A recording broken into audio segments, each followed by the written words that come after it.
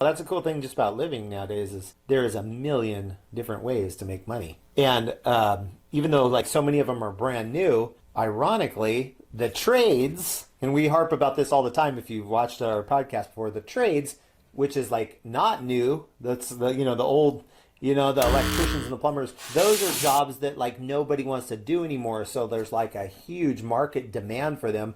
Like you can make six figures a year in the trades, which is like amazing. People are like paying all this money to go to school to be doctors. Well, there's people in the trades making more than some doctors nowadays doing plumbing and lighting and heating and air and all that. So it's like, yeah, it's cool that there's all these new ways to make money, but don't forget the old ways because we need people doing the trades, and you'll probably end up making more money, and you don't have a huge college debt hanging over you either. Yeah, it kind of reminds me because it is the very elite that becomes successful on social media, such as YouTube.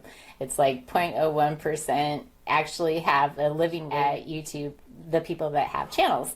It reminds me so much of the turn of the century China, where people would kind of waste their lives studying for these specialized tests. And if you pass these tests, then you would be assured of a government position. And Yeah. so they would study for like 30 years, waste all those years where they could be making a good living in the hopes of winning the lottery, and making it to one of these government positions. And during this time, they would really put down traveling merchants or people that were actually making a decent living and weren't wasting time dreaming about the lottery. They were actually living their lives. She's not talking about the lottery.